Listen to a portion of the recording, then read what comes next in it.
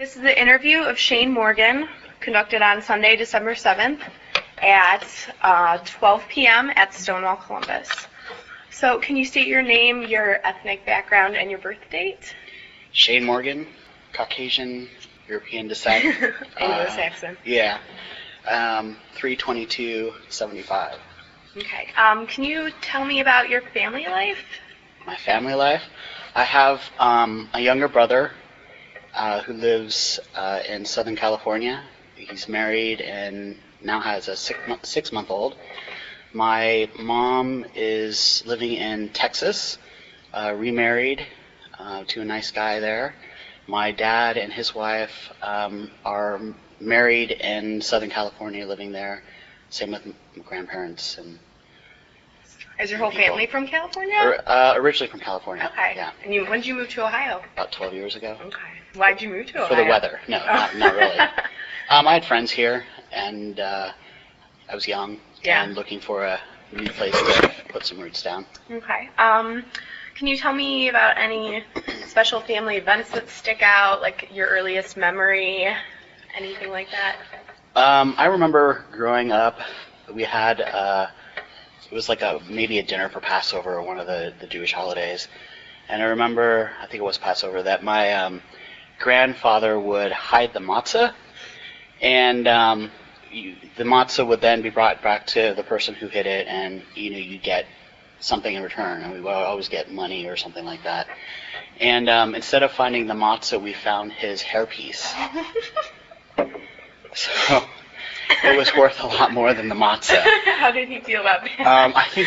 I think he was a bit mortified and embarrassed, and I was young enough to be like, look, he's got no hair. Was he wearing the hairpiece? No, not at the time. Oh, okay. So did he have many different ones? Was this just? I don't remember. I don't think he had many different ones. Okay. In fact, I can remember some pictures. It was always. It was very noticeable that it was a hairpiece, and it was much better that he didn't wear it. Yeah. So the day that we found it, he obviously decided not to wear it. So yes, thankfully. So were you raised in the Jewish faith? I was, but not very religiously. Okay. My grandparents, not very religiously at all. My brother and I went to Jewish summer camp once in a while. And it was actually kind of an Orthodox summer camp, which was interesting because we really didn't practice at all. Yeah, very strict, right? Strict. They actually separated the boys from the girls, Wow. which is, definitely interesting now that, I've had an interesting journey of life. It all kind of makes sense. Yeah. But I was more interested in going and play sports than, sitting and praying or, knitting. Knitting? Is that like the girls' section of camp? Well, it was more arts and crafts and, not as active, and it was very gender-based. Yeah, gender-specific roles, a binary camp. Yep. In the Orthodox sense of, Yeah. So, did you go to Jewish schools in your youth, or? Not at all. No. No, never went to Hebrew school. I never had an interest after going to the Orthodox camp. Really? Because it was more forced. Okay. So I think it was more, if I had not not had that experience, having to be split up and going to camp, and the first 4 hours of the day you would spend learning about the Torah, which it's fine, but not when you're 7 or 8 years old and you want to go play around. So. Yeah. So were you ever? I don't know if there's a confirmation process, but did you have a bat mitzvah? Or? Never did. Never did. I didn't. My brother did. Yeah. My brother he went to Hebrew school. He was bar mitzvahed, and he's since converted to being a fundamentalist Christian. So I think that he should have to pay back the money, because it's just ironic. I guess. It's a good hefty chunk. So did the Jewish faith have a lot of roots in your family? Did you guys celebrate all the holidays, or go to service ever?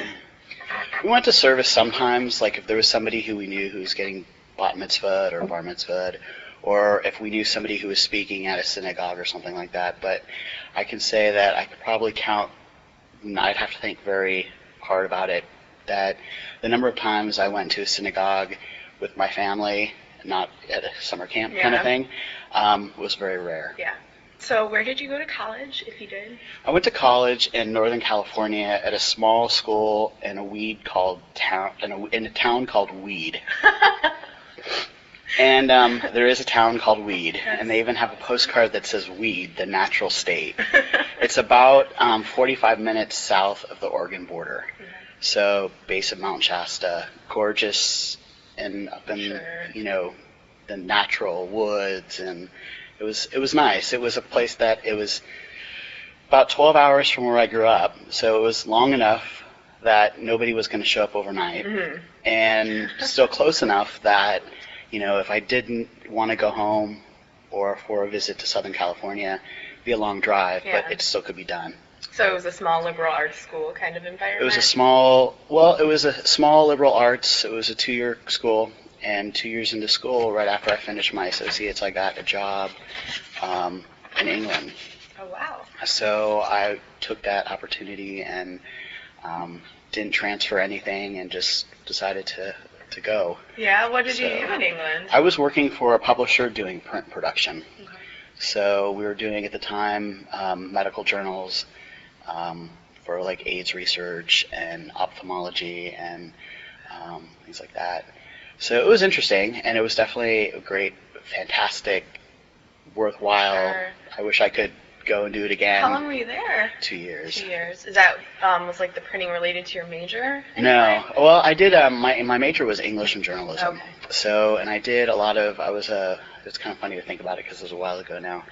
I was editor of the paper in college. Oh. So, yeah, definitely. And I remember that we had this college president who was kind of bitchy and not very nice, and had some. She was spending some money that she shouldn't do, and it was very noticeable, but nobody said anything about it except the journalism group. Yeah.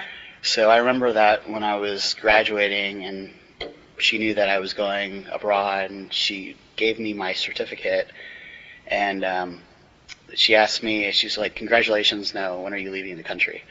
Like, whoa. When are you leaving this area? Get out of here. So. That's pretty intense. So did you have any heroes when you were in college or growing up, like a role model or anyone that you suspected was GLBT that you looked up to? Growing up, I didn't know anybody who was GLBT. No one in media, family, nothing? No, not at all. And where I grew up was I grew up in an area in Southern California called Agora. So it was very. When the city first started to form, it was very rural, and very white. It was kind of, I called it a mini Beverly Hills. There are a lot of movie producer, doctors, lawyers, and then their kids I went to school with. But I definitely, rich area. Yeah, but I definitely wasn't one of those rich kids, People would turn 16 and they would show up in a Mercedes or a BMW, and I was like, I don't even remember what it was though. A junk car. It was not that. Didn't have a ribbon on it. No. Your birthday. No. Well, it may have had a ribbon on it, but it was definitely not, a Mercedes or anything like that. So, how old were you when you realized that you were different? I knew something was up my entire life, but there's a range of knowing something was different. Growing up, I never liked the girl stuff, and I never saw myself that way. I was always just one of the little boys or one of the guys, or just happened to be in this funny looking body kind of thing. And in college, when I think part of that was also why I went away to school, was that I thought that I was a lesbian because I didn't know anything else. I didn't know any people. I knew there were drag queens. I had no idea what a drag king was, and it may have not been the term may have not been termed. Yeah, it was an early time for that whole scene. Yeah, and so I didn't know, and it just, my attraction was to women, so it just kind of made sense, but I didn't really know if there was any other options. Yeah. So when I went away to school, I was kind of coming to terms with, having maybe this alternate sexuality and this alternate interest. I remember being at this grocery store with a professor of mine who was now still a friend of mine, and there was this girl who was a student at the college, and she kind of gave me this nod, and she had shaved her head, and she looked kind of butch, and she kind of gave me the nod of, you know, that, I don't know, that, acknowledgement. yeah, like, hey, you're a dyke, you know, or something like that. But I didn't even know, like, what that nod was, but it was just like this, oh, it makes sense kind of thing. But it also terrified me, because I remember looking around going, did anybody else see that? As if everybody knows about the nod. Yeah. You know, and I didn't know what that meant, but it was almost this, you know, she looked gay, so therefore she must be gay, and acknowledging me, what does that mean? Yeah. You know. Did you notice any other kind of signals like that, or have you experienced anything else similar to that? I think that was the first time I had experienced that. Yeah. It kind of scared the hell out of me. You know. So, in college you came out. Did you come out to your family or friends? I came out, I started to talk to my close friends. I didn't come out to my family until after I came back from being overseas. So, which probably would have been, I was 22, I guess, almost 22. Going away to college and then going overseas, and I think that was one of the biggest breaks for me, is going somewhere nobody knew me. Yeah. And that, you know, London has this amazing, you know, I don't want to call it a queer scene because I didn't even know what that was at that time, but this amazing gay and lesbian scene, even bi people, you know, I didn't know what, I was like, oh wow, people are bisexual, how cool, you know, and it's kind of funny to think about it now because I was, you know, so young and so naive, but it's like, wow, the world, you know, but nobody knew me, and it was like this free pass to experiment. And even just when I met people, to, you know, somebody said, well, you know, who are you seeing, or are you dating, or who are you interested in? I could be like, well, you know, I'm dating this woman, and there was nobody who knew me from, you know, growing up or anything. No pressure. Yeah. So you felt it was a liberating experience? It was. Yeah, I remember the first time when I was in England, I remember walking home from work one night, and there's this bar, kind of coffee house called the Drill Hall, and it's still there. And it's Drill Hall, yeah. And that's the other bar down the street. No. And it's basically it's a theater. They do community theater, queer theater, and they had a bar, and on certain nights they had like coffee house and music. And I remember going in there one night, but before I went in, I would walk up the street, and I would walk back, and I would walk back again.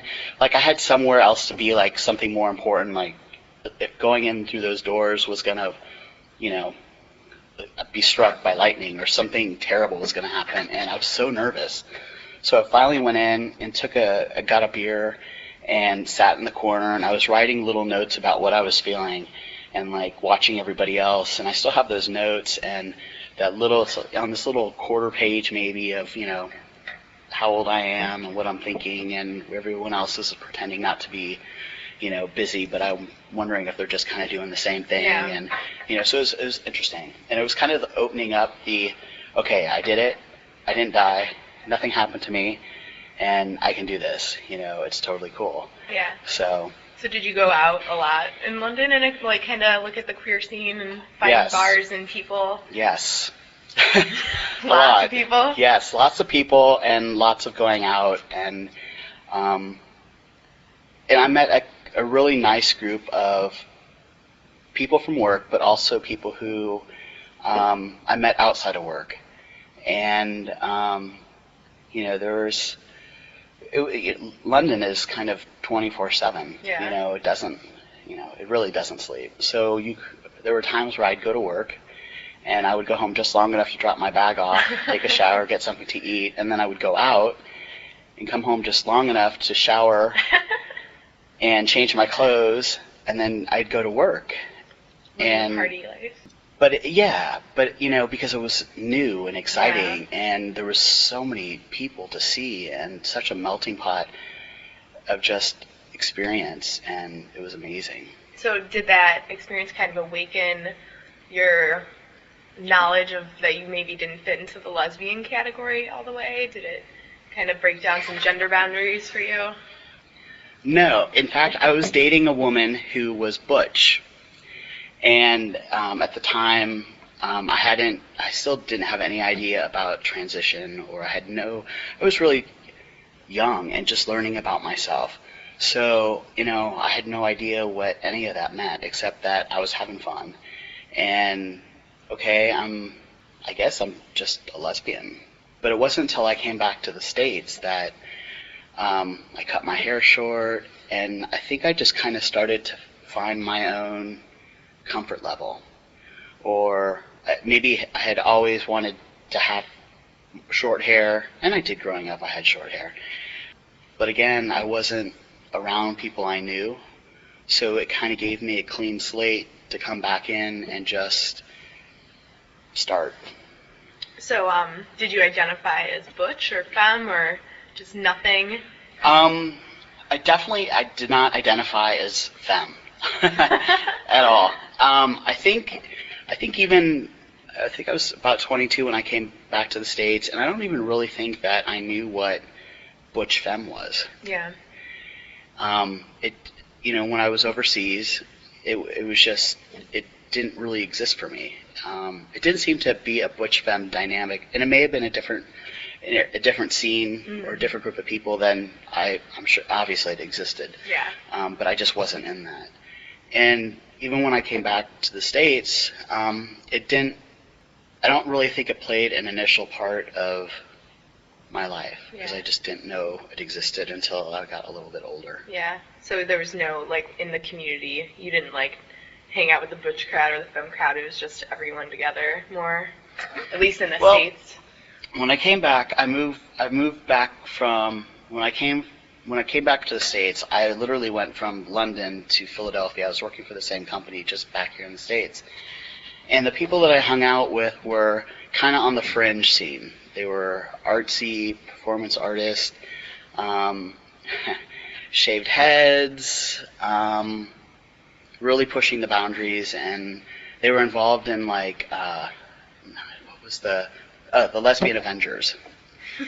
So, and I remember going to a meeting once thinking, okay, I'm not eating fire, kind of thing. But I was looking for, I don't know what I was looking for, but the people that I was hanging out with were definitely pushing the boundaries of female body.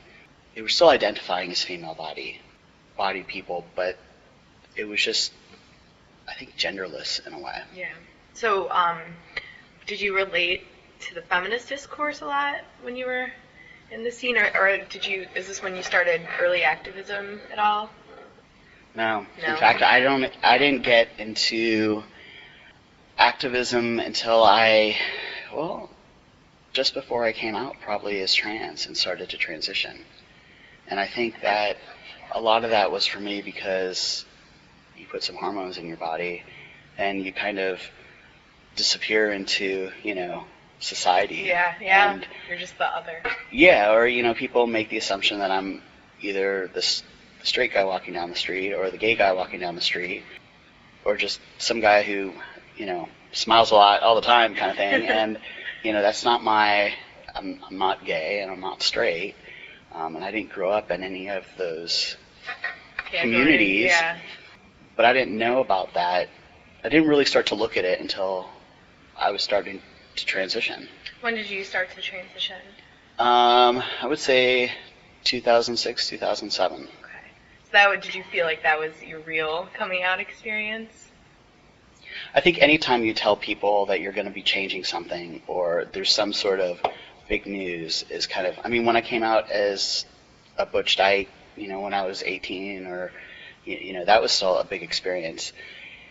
Coming out as trans is another coming out another coming out story. This one, though, was going to change not just my life, but everybody I know, the change in pronouns and name change, and it's it affects not just myself. You know, if I come out as a lesbian, you know, who I sleep with doesn't really affect anybody. The name is the same. The pronouns are probably the same. Yeah. You know, work is the same. But you come out as trans and you tell people you're going to take hormones and have surgery to change your body, you know, for your family, going from she to he, and the name change, and, you know, it's very different. Can you just tell me more about your whole transitioning experience? When I decided to transition, I'd been thinking about it for a while. When I first moved to Ohio, I met a friend who I'm still friends with, who basically said that he identified as transgender, and I had no idea what that meant. But as soon as he basically said that, you know, I have this female body, but I feel like a boy, all of a sudden it was like, holy shit, that's how I felt my entire life, and from as long as I can remember. And it just made sense. And then at the same time, my friend was dating a woman, and it really kind of made me think, like, so what does that mean? So does that make his partner straight? Does that make them a straight couple?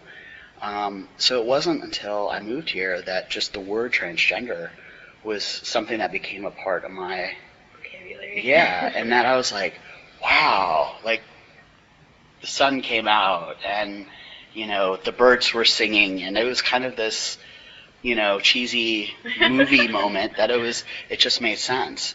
And but it was terrifying, you know, and for a while, for people talk about, especially within the trans community for trans women, there's a lot of talk about purging. Like, people will go and buy clothes, and they'll dress, specifically for the trans women, they'll go and buy these wardrobes, and then they'll say, oh, I can't do this.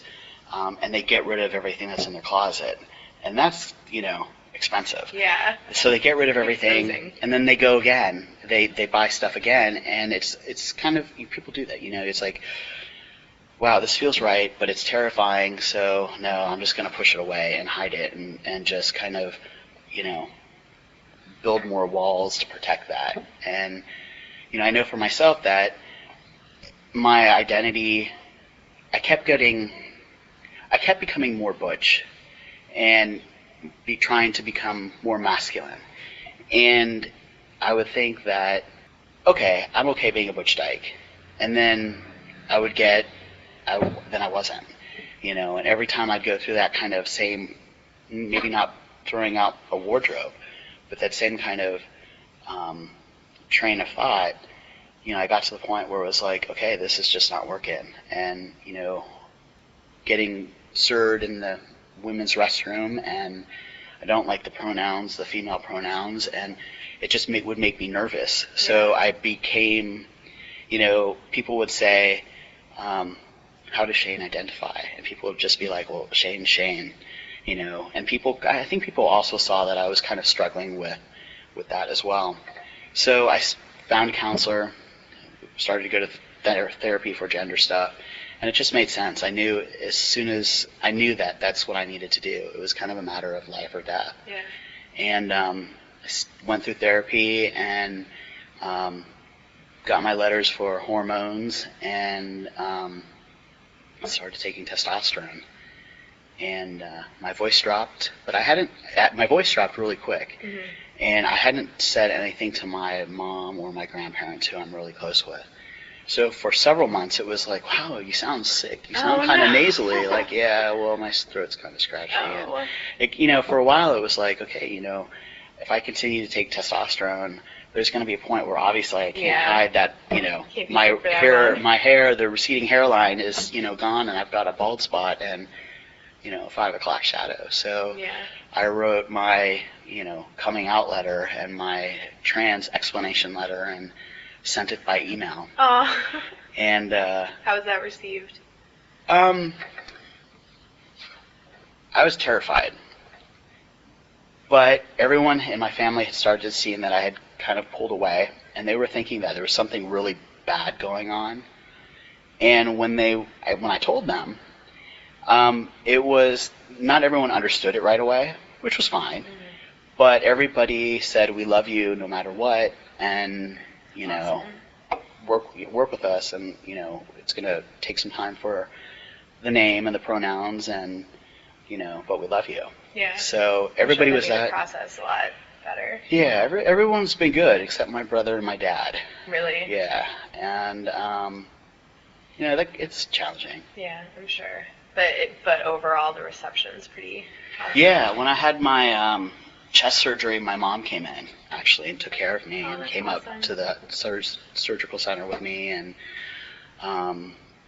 she is very active in the queer trans scene in Austin. Oh, that's awesome! I love Austin. Oh yeah, and she's on the board of one of the trans organizations there, and she does a lot with PFLAG, and she does a lot of speaking, and it's actually kind of funny because the more I get involved, she says the more she gets involved. Yeah, motivates her. Yeah, and so that's also been a learning curve for both of us. That's good though. It's good to have that kind of respect there. Yeah. And you know that she understands from her perspective. Yeah. Can you tell me more about what you think the main gender issues are in the trans community?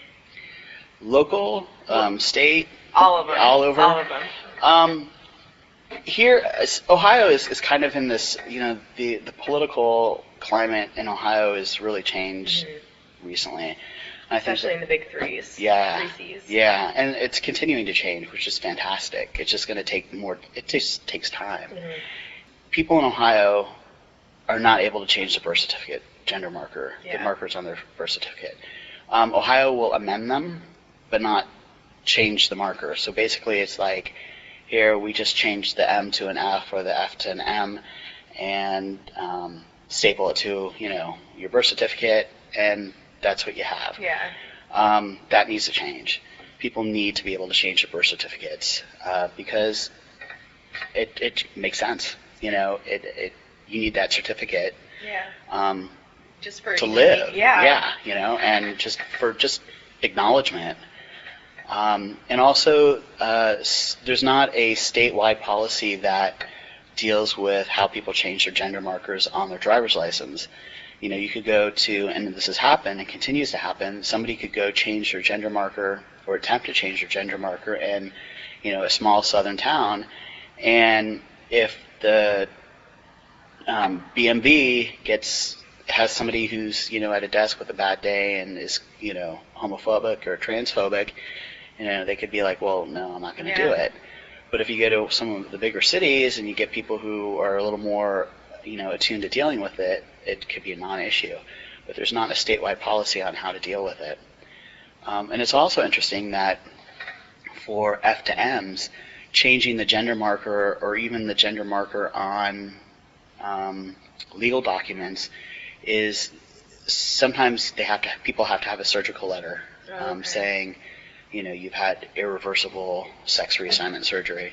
But for the guys, most of the time it's only having chest surgery, which compared to for the trans women, more expensive, right? Well, it's for the guys, the chest surgery is about the same price as, you know, it could be like, yeah. 6,000. Right, but for trans women, they see penis as a sign of gender. Yeah. So for trans women, most of the time that people are requiring that they've had genital reconstruction surgery, and it's not the same with trans guys. That's really, wow, I can't believe that. Yeah. Well, and also, I mean, why should people have to have surgery? Because some people can't afford it. Some people can't afford to transition medically in any sense, take testosterone or afford therapy. Yeah. But that doesn't mean they don't see themselves as men or see themselves as women. You know, so how can you deny that right to have an M or an F on your driver's license, you know, based upon surgery? It's not. I agree. It's hard, you know. Yeah, it's just such a medical. It's so medicalized that it totally, I don't know, just reinforces gender again and again. Yeah, and you know, especially in Ohio, there's some really progressive thinking, and then there's some really not so progressive thinking. Split. Yeah, it's a very clear definition and or line, and that there's a lot of people here who still, anywhere really, who see, the binaries. It's either yes or no, or black or white, male or female, blue or pink. So. How do you feel about the Ohio trans community? Do you feel like it's growing well, or? Ohio has a huge trans community, and when I say trans, I'm also including just the entire spectrum of gender identity and how that, because transgender, the word is just an umbrella term. Yeah. But it's huge here. I mean, there's a large community in Cleveland. There's a large community in Toledo, Youngstown. It's everyone. There's people everywhere, and I found over the last 2 or 3 years that the community has actually started to kind of talk to each other. Imagine that. And the trans community or the LGBT community as a whole? Yes, okay. All the above. That people who are trans they're coming out more because there's more services that people need. And there's organizations that are saying, we're here for you, and what do you need, and let's get you the resources. And that hasn't been here before. So, it's not to say that everybody who's trans needs to come get services or need something, because that's not the case. But there are people who, it's important to have a community that people can contact for information and resources, or people who move to Ohio, if they were getting their testosterone from, prescription from somebody in, California, for example, who do they go when they come? Who do they see when they come here? You can't. I mean, people can just go to whatever doctor and start seeing their doctor, but do you have a trans-friendly doctor? Yeah. Somebody who's going to continue your treatment and monitor your blood levels, and what about people who have no place to go for the holidays? People lose their families and their friends. People lose their jobs because of how they identify with their gender, or how they don't identify with their gender. So there's a whole community of people just in general who need to be around people who don't question them, who don't look at them and say he when she's dressed female, and that there's a respect that doesn't even have to be talked about, that it's there and accepting regardless. Can you talk about more of the services that TransOhio provides and your involvement in that organization? When I came out as trans, and after I think being on hormones about a year and a half, I mean, it was easy to kind of, my whole community changed. The lesbian community was kind of like traitor, But like I was saying before, I would walk down the street and I didn't get that nod, or it was entirely different. And I felt like I disappeared into, I call it heterotopia. And that's not, It's true though. It is. And it's not, that's not where I came, that's not my politic. That's not where I came from. That's not my community.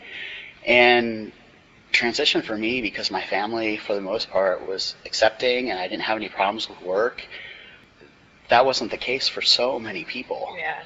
And statistics show that people who are transgender, by the time they're 30, 50% have attempted suicide. That's insane. Yeah. That is a number that is just, it's not huge. acceptable. No. And just because you identify differently with a different gender doesn't mean, it's not the end of the world. But people feel like that.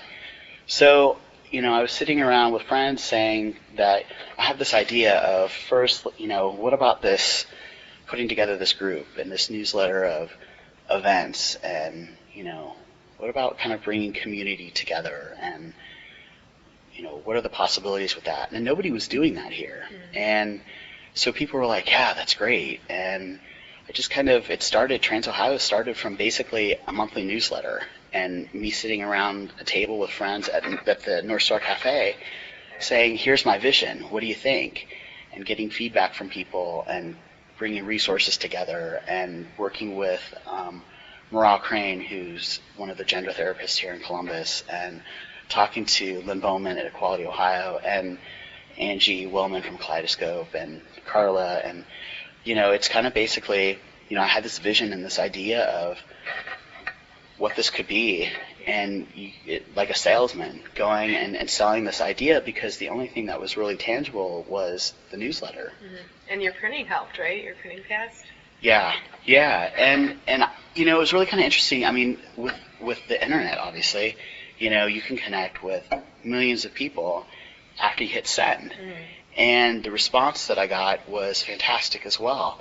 So it just, my involvement and my passion and my interest just kind of came from my experience and hearing stories from other people and wanting to be able to kind of give back.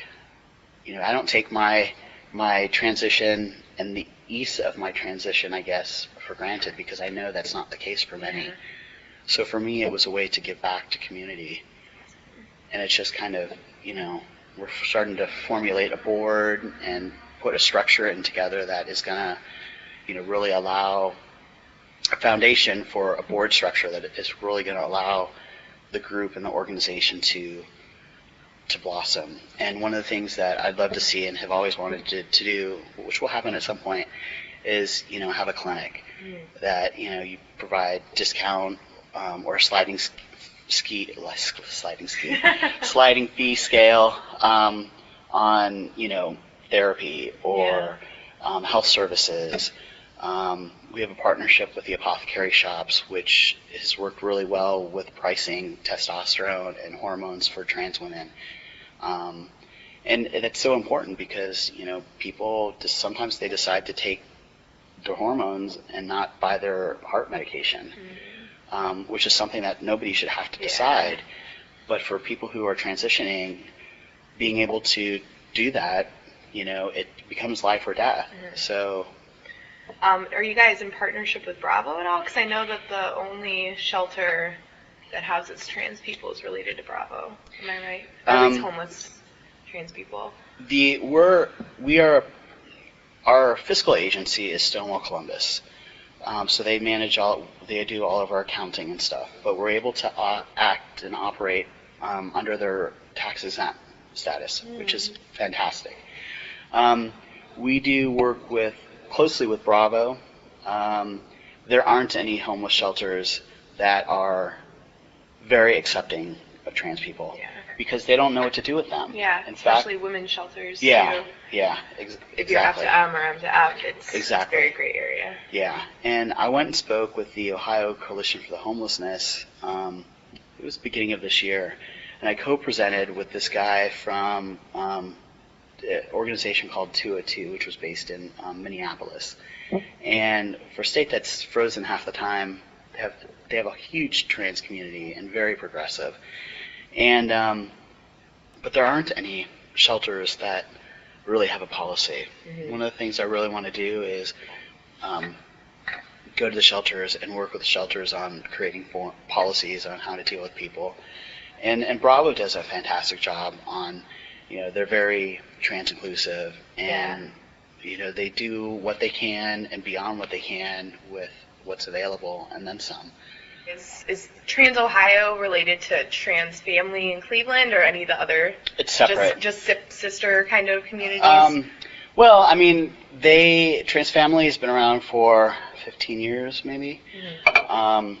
Started by two parents of a trans woman. We're not. We do some of the same stuff. We do support groups and events and stuff like that. And they work out of their GLBT Center in Cleveland. For us, we're looking to, at some point, become self-sufficient and stand alone, and have, a clinic, and, we would love to have, people on staff and all that kind of stuff. Yeah. And because there's enough to do that it could be full-time. It is full-time in a sense. Yeah. So, but we do a lot with Trans Family in Cleveland and a lot of sharing of resources because we get people who come back and forth for different things, and more resources, the more sharing, we're Yeah. all family, really. Yeah, you're all in the same boat. Can you tell me about your dating experience since you've transitioned? My dating experience? Mm-hmm. It's been interesting. When somebody says, who are you attracted to, I say, my response is, well, I'm queer. And then kind of, depending on who it is, I get kind of a look which is like, what's that mean? Yeah. Bisexual seems a little hospital, like sterile. Yeah. And straight. Yeah. It's been fun, and at some point, having to come out and disclose who you are always becomes, kind of, it's a little scary. Mm-hmm. Sometimes it's gone well, sometimes it hasn't. I tend to look for people or kind of connect with people who also identify as queer, and not one of the letters of the alphabet. I guess Q is one of them too, though. But yeah, or A to Z, A to Z, whatever. It's been fine, and I've dated on and off, and both men and women, and disclosure always becomes an issue, mm-hmm. and it's always a little nerve-wracking not knowing how somebody's going to react. Mm-hmm. So. Let's see. Is there like a trans hotspot in Columbus, like a bar that you would like meet up with people that identify as trans too, or? I'm not much of a bar person. Yeah. There's a couple of groups, like the Crystal Club meets at SCORE, which is it was primarily for trans women or cross-dressers. They'll meet at SCORE on Saturday nights. There's an online group or website called You Are Not Alone, and they have they have monthly tea parties. And I guess there's pros and cons to that, because it's, if you want to be fetishized, that's one thing, but if this is your life, there's more to, I don't want to become somebody's fetish unless mm-hmm. that's negotiated. It is the internet. So. Yeah, and unless it's negotiated and I'm okay with that, and if I can turn around and fetishize them too, then we could talk about that. But if you don't know, that's what's crazy. Right, exactly. You never know. But people get together and they go out. But there's also, in history, gay and lesbian history, the bars have been really, really important. Mm-hmm. And for trans people too, people kind of come out in that environment because that's really kind of the only place people know. Yeah. But one thing that we're seeing is that not everyone wants to go hang out at the bar or meet at the bar, because mm-hmm. it can be kind of a scary place. We're trying to change that. Yeah. To create other options that are not necessarily revolving around the bar. Around alcohol. Is alcohol kind of a sensitive issue? No, I mean, for me it's not, yeah. and I think for most people, that's obviously their own individual kind of thing. But, there's more than, hanging out at the bar. Yeah. There's other things people can get together and do, and I would rather go hang out at a coffee house and talk about people and what not to wear, or their fashion nose or something like that. Than go to the disco ball bar or whatever. Yeah, and you can't talk, and not a good bonding. It might start at midnight, and I'm like, I'm ready to go to bed. Kind of thing. I do the same thing. Yeah. So tell me about more of your work life. TransOhio is outside of obviously a big thing. Yeah. I work for the state. I actually used to work for the Historical Society. Oh, okay. And for a while, every day was like a night at the museum. Awesome. But I work for a different state agency now. I kind of have that 8 to 5 kind of job. Mm-hmm. But I do programming. Yeah. I'm a web computer person. It's not definitely what I want to be doing. I would love to be doing TransOhio activism stuff full time. Yeah. There's enough to do, and it needs to be done. Mm-hmm. but it doesn't pay the bills. Yeah, exactly. So, I go to work, and then after work, I do other stuff, TransOhio stuff. I'm on the board here at Stonewall, and on some of the committees, and do a lot of stuff with a lot of other groups around town. But it's all based in, like, queer culture, I guess. I'm not out to my people at work. You're not? No. Okay. So they identify you as a man? Yep. Okay. Yep. Unless they've said anything different, to each other. And, it's kind of, I kind of go back and forth on being out at work because, they didn't hire me for, what genitals I have. They hired me because I can do a job, a specific job. And that's how it should be. Exactly. And, which restroom I use, if I sit to pee or stand to pee, doesn't, doesn't have any effect on anything. Yeah. So I just, I made the decision that it's not a big deal. All my paperwork was in order, and so there was no question. I did, though, when I changed to this new agency, I did get a gender no-match letter from Social Security, and they sent the information to my HR person. And when I had gone to Social Security several years ago to change my name and my gender marker, they did not change my gender marker. So HR called me in, and they're like, we got this strange message from, central admin for the state kind of thing. And they were like, we think it means something. They have the wrong sex down for you. And I'm like, really? That's weird. And she's like, yeah, because obviously you're a man. And I'm like, obviously. So I went to the Social Security office the next morning, and I was like, what is going on? Yeah. And they hadn't changed the gender marker. Oh, so no. It was fixed. We fixed it. But still, yeah. having to go back, the thought of possibly having to go into HR and be like, so this is why it doesn't match. So it's still vague. They don't really know. They just thought it was an accident. Yeah. Okay. Yeah. Oh, well. Well, and I also kind of wonder, like, how many times does that happen? Yeah. Probably not often, and they might have been like, wow, I haven't seen that ever happen before. Mm-hmm. So they may have just kind of, like, blew it off. But, maybe somebody knows something. But yeah. It's really not their place they really can't ask me. Yeah, that's true. They're Yeah. not allowed to legally. But that's good that at least someone, it's either hushed or they don't care. Yeah, yeah. Do you recall any, like, famous LGBT people from, like, Columbus or, like, locally that has really, like, stood out to you and like, made a difference to you, at least? There's a trans woman by the name of Marianne Horton who has done incredible work with corporations to get gender identity and gender expression included in their HR policies of non-discrimination, and also in some instances that corporations will cover transgender. They will treat in medical coverage stuff that relates to being trans, which is huge because most of the time that's not the case. In fact, it'll say we don't cover anything that relates to anything that's transgender or transsexual. So you could either you need to either be really healthy and hope nothing happens, or you're all set and get any kind of medical treatment you need. Yeah. But she lived here for several years. She's now in San Diego, but still has very close ties. But she has done amazing work here. There are amazing people who have done so much in the community and for so long, to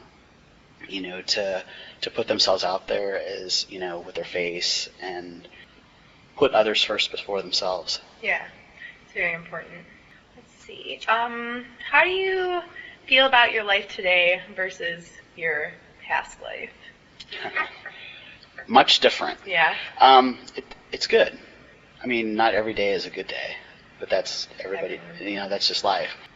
When I see the face in the mirror, it finally matches. I'm finally comfortable. I mean, I think most people have body issues, but it's not necessarily about genital stuff. Yeah.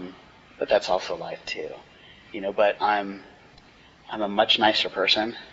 Still sarcastic and can be kind of, like, wow, look at what that person's walking down the street wearing. That's totally bad.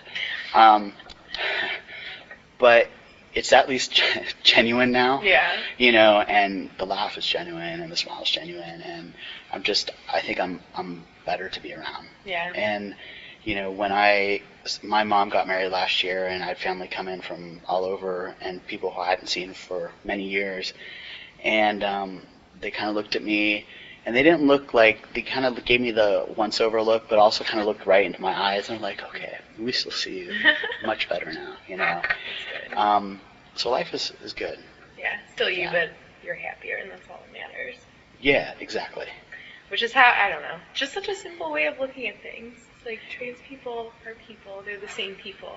Yeah, I mean, you know, people who, you know, studies have also shown that people who can transition, but also people who can be themselves are more productive. You know, they work better, that's for sure. Yeah. And, you know, they're happier, they live a better life. And, you know, it's unfortunate that, well, you know, that thing called life always gets in the way sometimes, you know, Yeah. but if people can be themselves and have respect from people and be treated with just common sense and courtesy, it makes a world of difference. Yeah. You know, Makes the world different. Yeah. How do you feel about just queer youth coming up, and how do you think that trans and like the labels, gender labels, are going to change in the upcoming years? I'm sure it's going to change a lot. Yeah. I think that youth is totally important, and that some friends, one of the board members, Karen Patrick and I, we went to one of the charter schools this past year, and we talked to about 60 sophomores, and you know, they had not met anybody who was trans before, and Karen is over 6'3", you know, or over 6 foot, so you get her standing next to me, you know, and we're the exact opposite, short and stocky, tall and thin, you know, and just being able to interact and tell our stories with these kids and being open about questions and our experiences, and, you know, saying, you know, you can say penis and vagina and not get in trouble, you know, and let's talk about sex, and let's talk about this stuff. And, you know, I think that youth needs to have that security knowing that they can ask questions, and even if they're funny, because everybody asks funny questions, but I mean, it's important to nurture that, you know, and if somebody has, you know, if they take that experience of meeting Karen and I, and, you know, 5 years, 10 years from now, they meet somebody who's trans, or somebody tells them that they know somebody who's trans and is like bitchy about it to them, you know, they can say, hey, no, you know, these people are cool, it's all good, and they can help change the perceptions of somebody else, and that's important. We're actually starting to, on Tuesday, we're going to start doing a weekly gender discussion group with the folks at, the kids at Kaleidoscope. Oh, that's awesome. So we start Tuesday, we'll do it weekly, and we're looking forward to it, because it's so important that people see, not just the youth, but just in general, that, you know, people who transition aren't going to get killed like they show on CSI, or it happens, but it doesn't have to be a movie, and that not everyone, you know, can't work or can't find a job, or, you know, has a shitty life. You know, that it's all going to be okay. Yeah, that's awesome. How was like interacting with like grade school kids with that whole experience? Like, did you get a really funny question? Actually, it was really kind of interesting. The question that I found I was kind of a little bit not understanding was, the kids were like, so do you like baggy clothes? My friend who teaches at the school, he was telling me afterwards that for them and growing up in their kind of culture, the guys wear baggy clothes and the girls wear really tight pants. So I was like, oh, you know, okay. You know, well, that, but it was just like, so we're talking here about gender, and you're asking me if I like baggy clothes? I don't get it. But yeah, my khakis are a little bit baggy, so I guess. But, you know, they asked about sex and sexuality, and it's all important, because, you know, if if people can't ask, how are they going to know? Yeah. And that stuff's not taught to kids. yeah. Well, and also, I mean, just in general, people don't talk. There's things that people don't talk about. People talk about, yeah, transitioning was the best thing in my life and everything is good. Well, there's things that come up that it's not all easy. Yeah. And you just, in a sense, you kind of exchange one set of problems or things to deal with another. Or it could be the same issues. It just, you deal with them differently now because, one, your hormones are changing, and people perceive you differently, Yeah, and value. yeah, exactly. Let's see. What are you most proud of in your life? I think I'm proud of coming out on top. I mean, I look back at growing up and, my parents' divorce and my brother, and I think that all things considered, I have a pretty, I think we're all neurotic in our own ways, and I admit it. But I think all things considered, I'm pretty grounded and a pretty good person and a pretty good friend, and that's good, and that and my friends. So just your relationships and yeah. Well, good. Is there anything that you want to bring up specifically that we haven't covered? Is there any GLBT jokes or slang or anything? That's a good question that I skipped. Or like different ways of like talking or things like topics compared to like butch lesbian scene to the trans scene. I don't know if so much about topics or language, but there's kind of like that hey, that nod. Yeah, the nod. People sometimes, and I think that people who are trans kind of need to get away from this because, well, people will introduce themselves, for example, somebody will go to a group or something, or just in general, they'll be like, hi, my name, or someone would say, hi, my name is Shane, and I've been on hormones for 5 years, and I've had top surgery. Well, that's nice, but I really don't care, because is that how you introduce yourself all the time? Yeah.